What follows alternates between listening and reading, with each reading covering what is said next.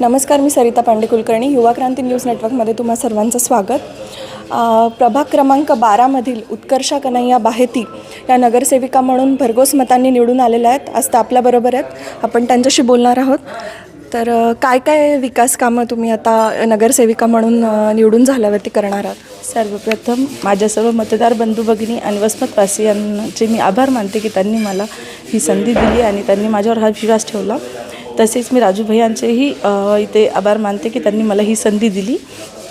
आणि विकास काम म्हणताल तर आपण अंडरग्राऊंड ड्रेनेज, ओला आणि सुका कचऱ्याचे व्यवस्थापन, लाईट दिवे, रस्ते यावर मूलभूत या ज्या गरजा आहेत त्याच्यावर आपण फोकस करणार आहोत. महिला सक्षमीकरणासाठी काय करणार आहात किंवा महिलासाठी काय काय उपाययोजना करणार आहात? महिला सक्षमीकरणासाठी आपण त्यांच्या विद्यार्थ्यांकडे लक्ष देणार आहोत.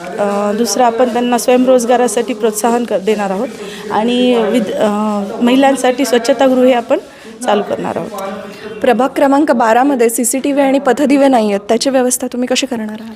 महिलांच्या सुरक्षिततेचा हा एक खूप गंभीर विषय आहे आणि तो मला आता जेव्हा मी प्रचार करत होते त्यावेळेस समजून आला आहे. महिलांशी जेव्हा मी बोलले त्यावेळेस तर त्यावरही आपण निश्चितच आपण त्याच्यावर पण फोकस करणार आहोत आणि पथदिवे पण आपण लावणार आहोत. क्रमांक 12मध्ये तुम्हाला सगळ्यात जास्त मताधिक्याने तुम्ही निवडून आलात, तर काय सांगणार?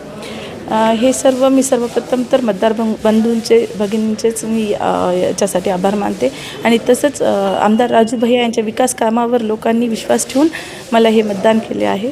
त्यासाठी मी त्यांचे पण खूप आभार सर्व लोकांचे खूप आभार मानते आणि माझ्या मतदार बंधू भगिनींचे पण खूप आभार मानते की त्यांनी मला या भरघोस विजय करून दिला आहे. नक्कीच आपण पाहू शकता. तर या होत्या प्रभाग क्रमांक 12मधील नगरसेविका उत्कर्षा कन्हैया बाहेती. सरिता पांडे कुलकर्णी, युवा क्रांती न्यूज नेटवर्क, वसमत हिंगोली.